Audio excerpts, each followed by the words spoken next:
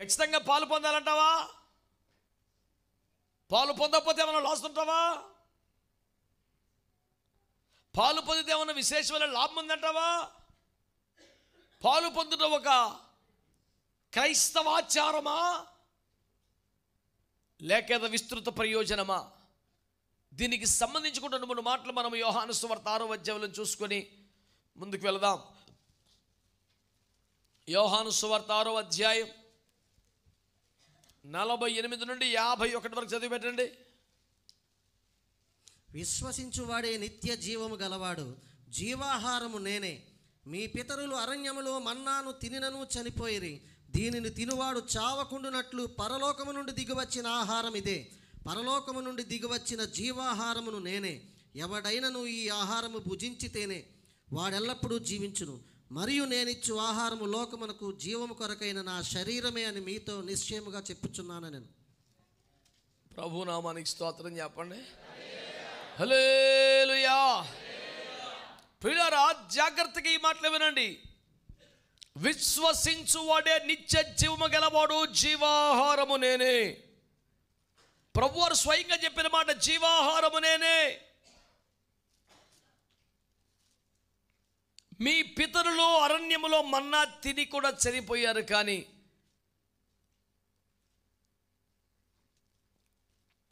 దీనిని తిన్నవాడు నిత్యము జీవించినట్లుగా దిగి వచ్చిన జీవాహారము నేనే. ప్రభునామాని గట్టిగా స్తోత్రం చెల్లిద్దాం. హల్లెలూయా. దీన్ని తినవాడు చావుకున్నట్లు పరలోకమును దిగి వచ్చిన ఆహారం ఇదే. పరలోకమును దిగి వచ్చిన జీవాహారము నేనే. ఎవడైనా ఈ ఆహారం భుజించితే వాడెల్లప్పుడు జీవించును, భుజించకపోతే దానికంత మొహమాటం ఎందుకో? అయ్య బాబాయ్, ఒకసారి కుదురుతుంది సార్, కుదరదు, దాన్నే ఉంది. నాకు కప్పుకున్న కోపం వచ్చి మా ఆవిడ 2 జరిచాను అనుకో, అలా ఆవిడ 2 జరిచేటప్పుడు తప్పు అనిపించదు. దానికి సరిసి బల్ల దగ్గర తీసుకున్నప్పుడు తప్పుదా. ఈ వారం కొట్టాను కనుక, కొంచెం మనసు గాయమైంది కనుక, కొంచెం అసమాధానం ఏర్పడింది కనుక ఈ వారం తీసుకోను, నెక్స్ట్ వారం తీసేసుకుంటాను. నేను బల్లలో పాలు పొందవలసిన వ్యక్తిని కనుక నేను ఇలాంటి పని చేయకూడదు అనిపించట్లేదు. దానికి చేసేసాను కాబట్టి ఈ వారం పాలు పొందను. మరి ఏం రకమరా బాబు, అసలు నాకు అర్థమవుతావు? అయ్యో, ఇలాంటి పనులు చేస్తే, ఇలాంటి ఉద్రేకాలు ఉంటే, ఇలాంటి పొరపాట్లు ఉంటే, ఇలాంటి భావావేశాలు ఉంటే, ఇలాంటి మితిమీరిన ప్రవర్తన ఉంటే, నా సహధర్మచారులు, నా బిడ్డలు, నా కుటుంబాన్ని బాధ పెట్టి గాయపెట్టిన వాడు అయితే నేను ప్రభు పనులు ఎలా చేయవేయగలను అనే భయం ఉండి అలాంటి ప్రవర్తన దూరం ఉంటాం. కరెక్టా? ఏ ఉద్రేకాలని, ఆనందాలని, ఆశల్ని, కోరికల్ని కంట్రోల్ చేసుకుని అడ్డగోలుగా బతికేసి చర్చలోకి వచ్చేసి ఐఎమ్ వెరీ డిసిప్లైన్డ్ క్రిస్టియన్, అందుచేతనే నాకు భక్తి అధికముగా ఉన్న కారణంగానే నేను బలలో పాలు పొందట్లేదు. ఇదేం మెట్ట వేదాంతం సార్ ఇది? అంటే భక్తి వలె కనబడుతున్న భయం లేని వ్యవహారం ఇదంతా. అని ఎలా పడతా పాలు పొందాలని చాలా భయమండి బాబు అనే కలరిస్తున్న భక్తిహీనత. బలలో పాలు పొందకపోవడం ద్వారా దేవునికి భయపడుతున్నట్టు అనే కలరెత్తున్నాడు. భయం అటెండ్ చేస్తాడు. అసలు ఒక వస్తువుని ముట్టుకున్నప్పుడు, ఒక మాట మాట్లాడుతున్నప్పుడు, ఒక చూపు చూస్తున్నప్పుడు, ఒక చర్య చేస్తున్నప్పుడు, ఒక ఉద్రేకాన్ని కంట్రోల్ చేస్తున్నప్పుడు, ప్రదర్శిస్తున్నప్పుడు, అమ్మో నేను దేవుని పాత్రలో చేయి పెట్టవలసిన వ్యక్తిని, ఇలా చేయకూడదని భయం కడుపులో అడవాలి కదా. అప్పుడే మనసుకు ఏదనిపిస్తే అలా చేసేయడం, నోటుకొచ్చేది మాట్లాడేయటం, చేయి ఇసిరేయటం. దేవునికి భయపడవాడిని కనుక ఈ వారం పాలు పొందను, నెక్స్ట్ వారం ఇదొక భక్తి అండి. కడుపులో భయం ఏడిచిందా నీకు అసలు? మీ పితరులు అరణ్యములో మన్నా తిన చచ్చిపోయారు. దేవదూతల పంట, ఆకాశ ధాన్యం, పరలోకపు ఆహారం, అది తిని కూడా చచ్చిపోయారు వాళ్ళు. కానీ మీరు ఎప్పటికీ జీవించి ఉండాలని నేనే మీకు ఆహారంగా వచ్చేసాను. మీరు తిననిత్యము జీవించినట్లు, అనగా బల్లల్లో పాలు పొందుట యొక్క మొదటి ఉద్దేశమే మనము నిత్య జీవాన్ని పొందుకోవటం. మర్త్య దేహములో, పాపిష్టి జీవితములో, క్షయమైపోయే దేహములో దేవుని నిత్య జీవము నివసించినట్లుగా దేవుడు రచించిన ఒక ప్రణాళికే, చేసిన ఏర్పాటే అత్యంత వేదనాభరితమైన ప్రక్రియే. ఎంత బాధపడితే అది వచ్చింది మనకి. ప్రభు శరీరము, ప్రభు రక్తమని నేను మీకు జ్ఞాపకం చేస్తున్నాను. దాని వెనక ఎంత శ్రమ ఉందండి, ఎంత కష్టం ఉందండి, ఎంత దుఃఖం ఉంది, ఎంత వేదన ఉంది. ఒక రొట్టె ఊరికిన తయారవద్దా? ఎండిన భూమిలో లేత మొక్క వలె మొలిచి బహుగా ఫలించి ఆ గోధుమ గింజలను కోసి పొలంలోనికి తెచ్చి కొట్టలో నూర్చి మెత్తని పిండిగా చేసి ఒక రొట్టెగా చేసి ఇరువైపులా భయంకరమైన వేడి మిగిలిన నిప్పుల మీద కాల్చితే మనము తినుటకు ఒక ఆహారముగా రొట్టెగా మారుతుంది కదా.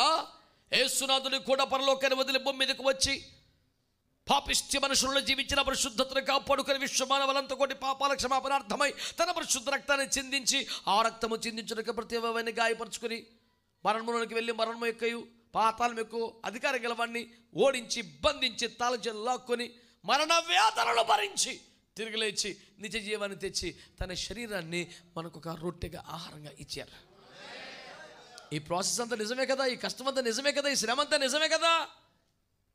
చులకనగా ఎలా ఎంచుతావు? ఇప్పుడు సింపుల్ చెప్తాను, నీ కొరకే పనిగట్టుకుని వంట చేస్తే నాకు తినబుద్ధి కావట్లంటే వండిన వాళ్ళకి ఎంత బాధ ఉంటుంది. నీ కొరకే వంట చేసి చూస్తున్న రోడ్డు మీద గడ్డి తిని వస్తే ఎలాగ ఉంటుంది? నేను తినేసానులే, నువ్వు తిని పడుకో. నీ కొరకే నేను వంట చేశాను, నా కొరకు చేసావా? నాకు తెలియదే. అసలు నువ్వెవరో నీకు తెలుసా నాన్న? పోనీ నీ కొరకే వంట చేశాను అంటున్నటువంటి ఆ భక్తురాలు ఎవడో తెలుసా నీకు కనీసం? మతిస్థిమితులని తాగుబోతూ మాట్లాడితే అలాగండి బాధ్యత గల మనిషి. ఒంటి మీద సోయలేదా? నీకు నిత్య జీవాన్ని ఇవ్వాలనే, నీలో నీవు జీవం గలవాడిగా మారిపోవాలని, మీ పితరుల వలె అరణ్యంలో రాలిపోకూడదని, ఎట్టి పరిస్థితుల్లో ఈ యాత్రను దాటి ఆ మహిమలో నిత్య జీవాన్ని పొందాలని తానే దిగి వచ్చి, తానే ఒంటరి అయి, తానే కొట్టబడి, తానే మాంసం ముద్దలాగా మారి, తన రక్తమును కార్చి, తాను పెంకు మీద కాలిపోయినట్టుగా కల్వరి పెన మీద కాల్చబడి జీవాన్ని చేతికి వస్తే నేను నెక్స్ట్ మంత్, నేను నెక్స్ట్ ఇయర్ విలువ తెలియట్లేదు. అంతటి మహాభాగ్యమును ప్రసాదించుటకు ఆయన పడ్డ వేదన అర్థం కావట్లేదు. అది సిద్ధపరచుటకు ఆయన అనుభవించిన శ్రమ అర్థం కావట్లేదు. దాని తాలూకా కష్టం తెలిస్తే దాని మీద ప్రేమ వస్తుంది. చిన్నప్పుడు మా నాన్నగారు చెప్పేవారు, చర్చిలో వాక్యం చెప్తా ఉదాహరణగా, ఒక నెల్లి నువ్వు కష్టపడి సంపాదించుకురామని, డబ్బు విలువ తెలుస్తుంది, ఎలా కూర్చొని తింటాం కాదు అని కోటీశ్వరుడే తన కొడుకుని పొద్దున పంపిస్తే సాయంత్రాలకల్లా 100 రూపాయలు పట్టుకొచ్చాడంట. తెచ్చా 100 రూపాయలే అన్నట్టు తీసుకొని పొయ్యిలోకి ఇచ్చాడంట 100 రూపాయలని. వాడు చిరాగ్గా వెళ్ళిపోయాడంట బయటికి. తెల్లారి పొద్దున్న మళ్ళీ 100 రూపాయలు తెచ్చాడంట, మళ్ళీ అట్టగేసాడంట. 3 రోజు మళ్ళీ 100 రూపాయలు తెచ్చాడంట, మళ్ళీ పొయ్యిలోకి వేసాడంట. అమ్మ బాబోయ్ అని కాలే పొయ్యిలో చేయబెట్టి ఆ కాగితం బయట లాగేసాడంట. నిన్న మొన్న ఆ పని అడి చేయలే, ఇవాళ అంటే ఎంత కష్టపడి తెచ్చాడు తెలుసా? మరి నిన్న మొన్న వాళ్ళ ఫ్రెండ్స్ దగ్గర తెచ్చాడు. నువ్వు కష్టపడి సంపాదించాలంటే కష్టపడకుండా ఫ్రెండ్స్ దగ్గరికి వెళ్ళి బాబు చంపేతను 100 రూపాయలు ఎవరైనా తెచ్చాడు. ఇటు కష్టపడితే దాని విలువ తెలుస్తుందా అని చెప్పడానికి అలా చెప్పేవారు. ఆ ఉదాహరణ నువ్వు సింపుల్గా ప్రభు బలంలో అనగా లేచి బయటికి వెళ్ళిపోతున్నావు, ప్రభు బలంగా వెనకాల కూర్చుంటున్నావు, ప్రభు బలంగానే నీకు అప్పుడు ప్రపంచంలో పాపులందరూ గుర్తేసి ప్రభు వాడిని మార్చి ఇన్ని మార్చి అని తెగరిచి ప్రయత్నం చేసేస్తున్నావు. అసలు మారవలసిన ఇప్పుడు ఏసు రక్తం చేయి అంటే అసలు మనం అది పట్టించుకోకుండా మనల్ని ఓవర్లుక్ చేసి ఓ ప్రభు వీడు ప్రయత్నంగా ప్రార్థన చేసిన ఫీలింగ్ ఇవన్నీ ఎందుకంటే దీన్ని తప్పించుకోవడం ఎందుకంటే ఆయన పడ్డ శ్రమ అర్థం చేసుకోక, నా కొరకు ఎంత బాధపడ్డాడని అర్థమైతే దూరం ఉండబుద్ధి కాదు. దూరం చేస్తున్న విషయాలనే దూరం పెట్టుకొని వచ్చేస్తాం, అందుకని దానికి దూరం అవుతామా? ఆ ప్రేమ అర్థమైతే, ఆ పడ్డ కష్టం అర్థమైతే, శ్రమ అర్థమైతే తేరగా వచ్చిన 100 రూపాయలు పొయ్యిలో పడి తెబ్బాని చిరాకు వెళ్ళిపోయాడు కానీ కష్టపడి 100 రూపాయలు నిప్పుల్లో చేయి పెట్టి పని లాగేసాడంట బయటికి. ఎంత కష్టపడి తెలుసా, పొయ్యిలో చేస్తున్నావు నువ్వు అని. కష్టం తెలిస్తే బాధ అనిపిస్తుంది కదా. మరి ప్రభువారు మీ పితరులు అరణ్యంలో రాలిపోయారు రా బాబు, మీరు అలా రాలిపోకుండా నిత్య జీవము కలిగిన వారమై దేవునికి స్తోత్రం కలుగును గాక.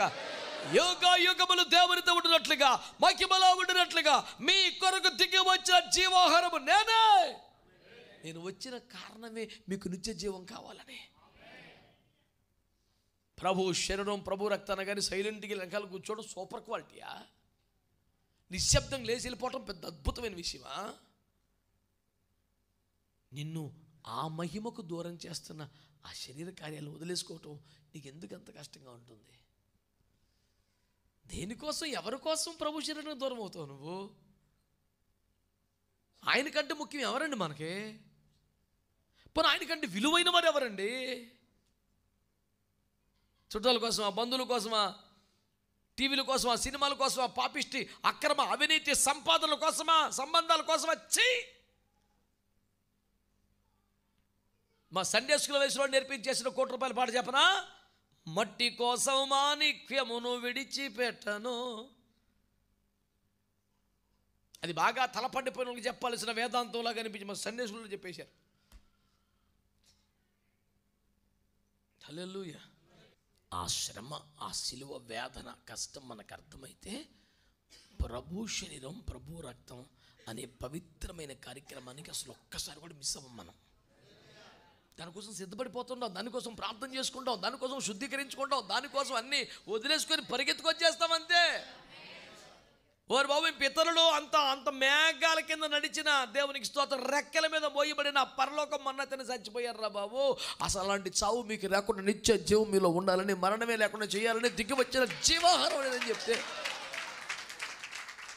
అలాంటి ప్రభు శరీరం అలాంటి ప్రభు రక్తానికి దూరంగా ఉండటం ఏంటండి? ఇవాళ ప్రభు బల్లాన్ని తెలిసి కూడా ప్రయాణం పెట్టుకోవడం ఏంటండి? ప్రభు బల్లానికి వచ్చి కూడా నేను సరిగ్గా సిద్ధపడలేదండి, దర్జాగా రకాలు కూర్చోడు. సిద్ధపడకుండా రావటం ఒక పెద్ద పాపం. దాన్ని ఎక్స్క్యూజ్గా నేను సిద్ధపడలేదు, నెక్స్ట్ టైం. అబ్బో, మ్యూజికల్ చైర్ ఆడేస్తున్నావు, ఆ పక్కనోడికి గెంటేస్తున్నావు నువ్వు. ఇప్పుడు మరి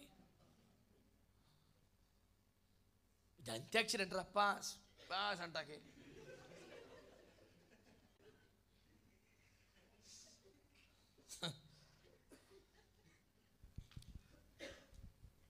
ఏదో ఒక పాయింట్ మీద బలాన్ని ఎగ్గొడదామా, తెలివైన రీజన్ ఒకటి చెప్పి అవన్నీ శుద్ధీకరించుకొని పాల్పొందామా?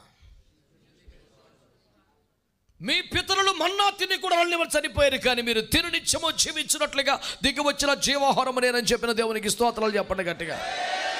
హల్లెలూయా. ఈ ఆహారం భుజించితేనే వాడు నిత్య జీవం కలం. ఇంకొక ఆప్షన్ లేదు సార్ మనకి. ప్రభు శరీరములో ప్రభు రక్తములో క్రమంగా పాలు పొందాలంతే. నా శరీరమే నిజమైన ఆహారము, నా రక్తమే నిజమైన పానం అని చెప్పాడు. కంటిన్యూ చేయండి 52 నుంచి.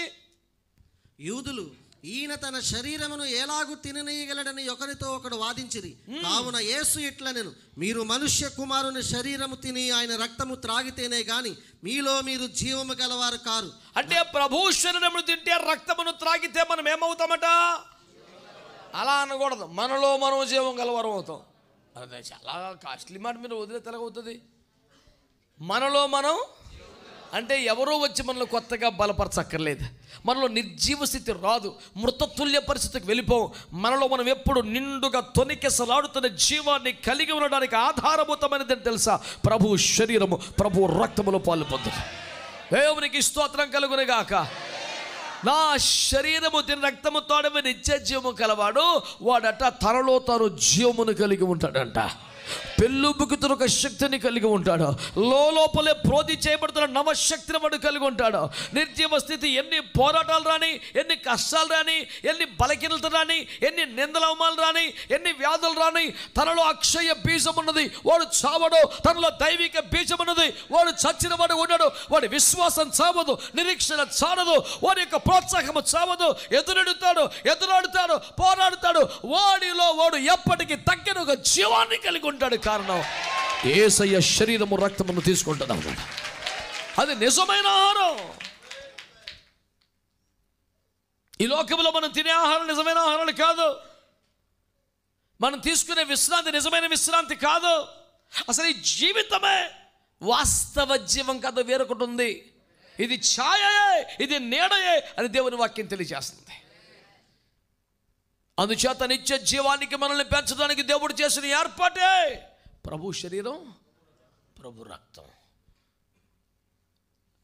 55 నా శరీరము నిజమైన ఆహారం, నా రక్తము నా శరీరము తిని రక్తము త్రాగువాడు నా యందు నేనును అని యందు.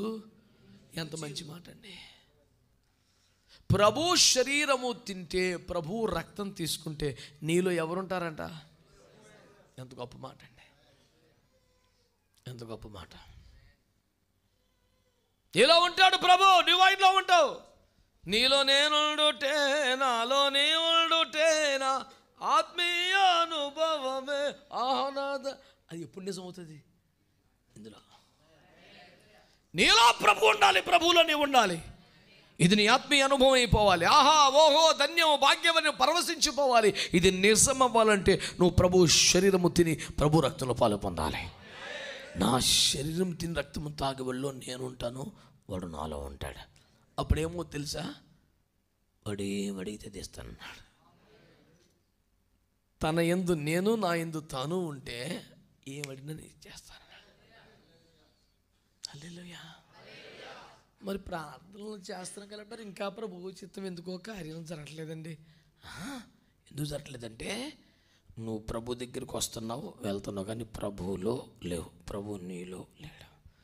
నీవు ఆయన యందును, ఆయన నీ యందును నివసించే ఒక అనుభవంలోకి వస్తే నువ్వేమడిగినా దొరుకుతుంది వెంటనే. అది ఎప్పుడు ప్రభు శరీరంలో పాలు పొందేనే. అంటే యోగ్యముగా ప్రభు శరీరంలో పాలు పొందటం వలన చనిపోయిన తర్వాత నిత్య జీవం వస్తుందేమో అనుకోవద్దు. బ్రతికుండగా కూడా నీలో నీవు జీవము కలిగిన వాడు ఉంటావు. బ్రతికున్న ఈ జీవితంలో నీ ప్రార్థనలు జవాబు వస్తూ ఉంటాయి. ఆమేన్, ఆమేన్, ఆమేన్. ప్రభు శరీరములో రక్తములో యోగ్యముగా పాలు పొందుట వలన వచ్చే ప్రయోజనములు ఈ జీవితం తర్వాత వచ్చే నిత్య జీవం మాత్రమే కాదు, ఈ జీవితములో నీలో నీవు జీవము కలిగిన వాడివై, మృతతుల్య స్థితి లేని వాడివై జీవిస్తావు. రెండవది, దేవునికి స్తోత్రం కలుగును గాక, నీ ప్రార్థనలకు జవాబులు వస్తూ ఉంటాయి. హల్లెలూయా. ఆ కింది మాట చూసుకుంటే, నేను తండ్రి మూలముగా జీవించున్నట్లు నా శరీరము తిని రక్తము త్రావాడు నా మూలంగా జీవిస్తాడు. దేని మూలముగా మాట్లాడతలేదు, దేవుని మూలంగా బతుకుతాడు. జీతం ఆగిపోతే ఏంట్రా, వెళ్ళు అమ్మ దగ్గరికి వెళ్ళు. ఇక్కడ మంది విలాపకర్తలు, నువ్వు జ్ఞాపకర్త. వదిలే. కనుక దేవుని బిడ్డలారా, జాగ్రత్తగా మీరు ఆలోచించండి.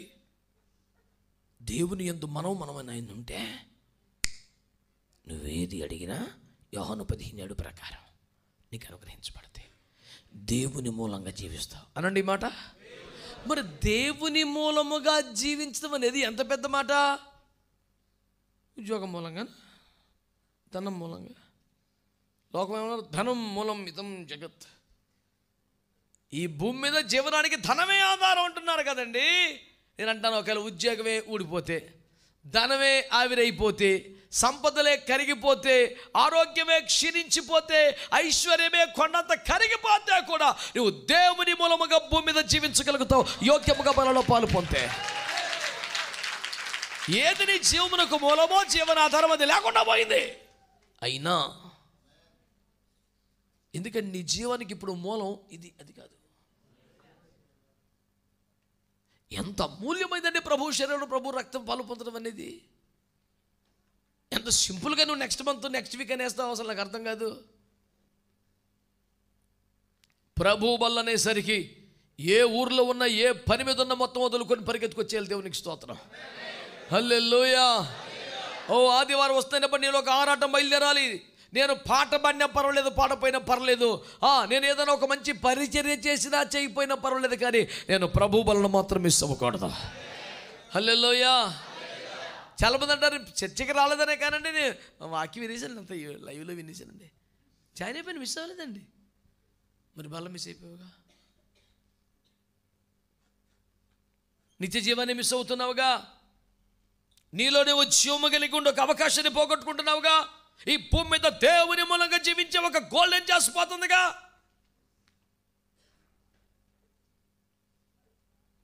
దేవునికి స్తోత్రం కలుగునుగా. హల్లెలూయా. ఇదే పరలోకమును దిగి వచ్చిన ఆహారము. పితరులు మన్నాను తినియు చనిపోయినట్టు కాదు, ఈ ఆహారంతో ఎల్లప్పుడూ జీవించ నిశ్చయం. మీతో స్తోత్రం చెప్పండి గట్టిగా, హల్లెలూయా. ఒకటి, నా శరీరమే నిజమైన ఆహారం, రక్తమే నిజమైన పానం. 2, ఇది తినవాడు నిత్యజము కలవాడు. 3, అంత్య దినమున వాడు లేపబడతాడు. 4, దేవుని మూలముగా జీవిస్తాడు. 5, వాడు ఏది అడిగినా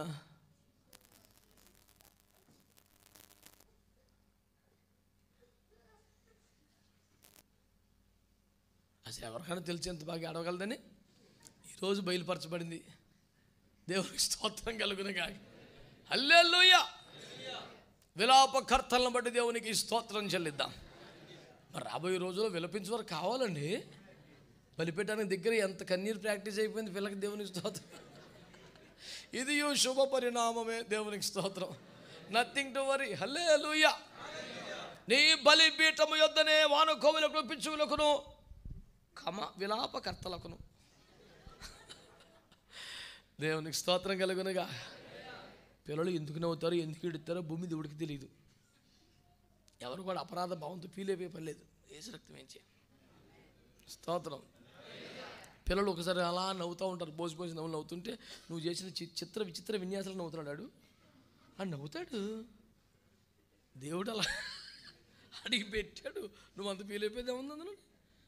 అలాగే ఏడిచినప్పుడు కూడా గుడ్లు బాధేసుకోక్కర్లేదు. పిల్లలు ఏదో నడుతుండే. దేవుని స్తోత్రం. హల్లెలూయా. మంచి వాళ్ళందరూ స్తోత్రం చెప్పండి. చెప్పండి. ఇప్పుడు మనం అప్పుడప్పుడు ఎప్పుడైనా ఖాళీ ఉంటే కుదిరితే పాలు పొందామంటారా? దాని కొరకే మనం ఎదురు చూడాలా, దాని కొరకే సిద్ధపడాలా, దాని కొరకే ఏదైనా వదిలేసుకున్న పెద్ద లెక్కలు ముచ్చట కాదు, అంత ప్రశస్తమైంది. దానికి ఆటంకం ఉన్న పాపాన్ని విడిచిపెట్టాలి, దానికి ఆటంకం ఉన్నటువంటి మలినాన్ని కడిగేసుకోవాలి. దాని కొరకు ఆత్రపడాలి, సిద్ధపడాలి, వేగిరపడాలి. ఎప్పుడు మిస్ అవ్వకూడదని కోరుకోవాలి. మీ పితరులు మన్నా తిని కూడా చనిపోయి కానీ దిగి వచ్చిన జీవాహారం నేనే. మీకు నిద్రపోయిన ల్యాప్టాప్ కూడా ఒక పట్టాన్ని సరిపోదు. మొన్న ఒక దైవజనుడు అండి, దేవునికి స్తోత్రం, నేనున్న గదిలో పడుకోకుండా వరండాలో పడుకున్నాడు. అంటే వరండాలో హాల్లో పడుకున్నాడు. హాల్లో ఎందుకు పడుకున్నాడు అంటే, నాకు వరకు వస్తే మీకు డిస్టర్బెన్స్ అయ్యారు, నేను హాల్లో పడుకుంటాను, దివాన్ కట్లో పడుకు. సరే పడుకున్నాడు. నేను నా రూమ్లో నా సమీపంలో ఎవరు పడుకున్నా నేను వారిని కోరుకునే కోరిక ఏంటంటే, అయ్యా ఏమైనా అలారం పెడతారా, సెల్ ఫోన్లో తీసేయండి బాబు, మేము పని చేసి ప్రార్థన చేసి పడుకున్నదే సినిమా. ఆ టైంలో అది కొక్కరో కో అందంటే మొత్తం సేవ పడిపోద్ది రోజుకి. కనుక మీరు టైం ప్రకారం తిని, టైం ప్రకారం పడుకుని, టైం ప్రకారం లేసే చక్కని ఆరోగ్యవంతులు. అసలు టైం అనేది ఎప్పుడో చెడిపోయింది లైఫ్లో. దేవుని స్తోత్రం అని చెప్పాలని బతిమాలనుకుంటాను. అయితే ఆ రోజు బాగా అలసిపోయి వచ్చి చెప్పలేదు. మేము ముగించుకుని వచ్చి 2 గంటలకు వచ్చాము. పడుకునే పాటికి 2:30. ఈ దైవజనుడు తలకాయ పక్కనే ఇంతలో ఫోన్ పెట్టుకున్నాడు. ఊరా సంకేతం ఎవడ సమకూర్చాడు కానండి, సకల వాయిద్యాలు పెట్టేశాడు ప్రియులుల్లో. కరెక్ట్గా 5ంటికి తగులుకుందండి. కై కై కయ్యమని అస్సలు భూమి మీద ఉన్న గొట్టాలు మొత్తం కట్టేసి నా చెవులకు పెట్టినట్టు ఉంటుంది. ఫోన్లే పొరపాటున మర్చిపోయాడు నొక్కేదని పక్కన చెవి దగ్గర ఉంటుంది. అది 3 minutes మోగిందండి, లేగల మనిషి. 5 నిమిషాలు గ్యాప్ తీసుకొని మళ్ళీ తగులుకుంది. ఈసారి లేచి చూసాం, మళ్ళీ 3 నిమిషాలు చూరుకుంది. మళ్ళీ 5 నిమిషాల్లో మళ్ళీ అందుకుంది. ఈసారి దగ్గరికి వెళ్ళా, చూస్తే కూడా మనవాడికి సోయలేదు. నేను కట్ చేశా, తీయమనగానే మళ్ళీ వచ్చి పడుకుంటా. మళ్ళీ 5 నిమిషాలకి అది చేంజ్ చేద్దామన్న ప్యాటర్న్ మనకు తెలీదు. దానికి సంక్రాంతి ముగ్గు గీసినట్టు గీసాడు ఇన్ని గీతలో, అది ఏది గీసినట్టు ముగ్గుతలేదు. అది కష్టపడి బలవను ఉపయోగించి స్విచ్ ఆపేసా. స్విచ్ ఆపేసిన వస్తుంది అలారం అయితే మళ్ళీ 5 నిమిషాలు నమ్మకంగా వచ్చేసింది.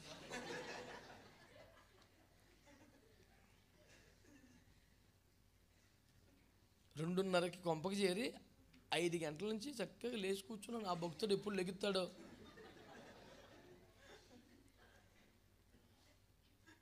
ఇంకా నాకు కసి వచ్చేసి ఏం చేశానంటే, ఈ తీరా మనిషి లేచే టైం వచ్చాక, అప్పటిదాకా ఇదే సిలువ అనుమతున్నాను కూర్చొని, కుర్చీ మీద కుర్చీ చేసుకొని జాగ్రత్తగా అటక మీద పెట్టేశాను దాన్ని. ఇంక పొద్దున్న లేచే భక్తుడు అల్లకల్లో ఫోన్ కనపడక తమాషా చూస్తున్నాను నేను కూర్చొని. నన్ను అడగలేడు నా ఫోన్ ఏదని. మా అల్లకల్లోలం అయిపోతున్నాడు, ఫోన్ లేదు. అదే నా ₹10-30 డబ్బా ఫోన్ అయితే చెత్త కుట్టేద్దును, కొత్త కొనేద్దాను. అది చాలా ₹1000 ఫోను. అయ్యి బాబు నేను ఎక్కడ తెచ్చి పెడతానని పాపం ఎప్పుడుకో దిగాలుగా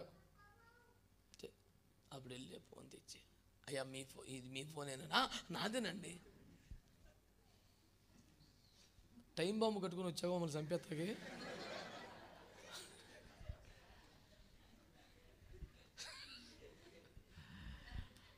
అయ్యో సారీ అయ్య గారు, నేను ఇలా జరుగుతుంది అనుకోలేదండి. జరిగిందయ్యా. నీ ప్రేమ గొప్పది, నీ జాలి గొప్పది, నీ ఫోను గొప్పది, నా సావు గొప్పది. ఎంత సిలువండి.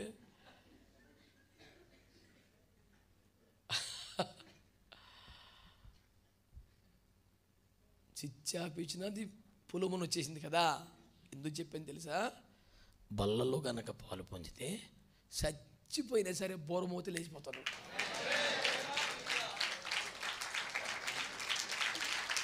అలారం పెట్టుంటే స్విచ్ ఆఫ్ చేసిన దేవునికి స్తోత్రం కలుగునుగాక. నువ్వు యోగ్యముగా బల్లలో పాలు పొందినవాడైతే, ప్రభు శరీర రక్తంలో పాలు పొందే చనిపోయినా బోర మోగితే మట్టి లోపలి పొరలోంచి లేచో చిత్తం పెట్టుకేసి రక్తం వేసి. ఇప్పుడు మామూలుగానే కూర్చునే లేకుండా లేకపోతే కూర్చోలే నువ్వు. కానీ ప్రభు బలలో యోగ్యంగా పాలు పొందే మట్టిలోకి వెళ్ళిపోయినా సరే, నీ మీద 5000 ట్రక్కులు మట్టి పోసేసినా సరే ఏసు రక్తం వేసి. హల్లెలూయా. శరీరము కుల్లి కృషించినను బోర మోగితే అంత్య దినమున నేను లేపుదును. ఎన్ని ఆశీర్వాదాలు ఉన్నాయి సార్ ఇందులో. బ్రతికినంత కాలం నీలో నీకు జీవం కలిగి ఉంటావు. 2 దేవుని మూలంగా బతుకుతావు. 3 ఏది అడిగినా నీకు వచ్చేస్తుంటుంది. 4 ఒకవేళ చచ్చిపోతే బోర మోగితే మళ్ళీ వచ్చేస్తావు. ఎంత కాస్ట్లీ ఆశీర్వాదం ఇందులో ఉందండి. నీకు అయ్యో బల్ల కదా మర్చిపోయి ఎలా మర్చిపోతామండి. గబుక్కున రోడ్డు పక్కన వేడి ఇడ్లీ కనపడి తినేసానండి. నీకు ఇదే కనపడాలి, ఏ పెడితే కనపడకూడదు. క్రమంగా పాలు పొందాం, భాగ్యంగా భావిద్దాం, నిరంతరం సాధన చేద్దాం, దీనికి ఆటంకం తొలగించుకుందాం. మరిన్ని వివరాలకై మళ్ళీ వారం కూడుకుందాం. దేవుడు మనందరినీ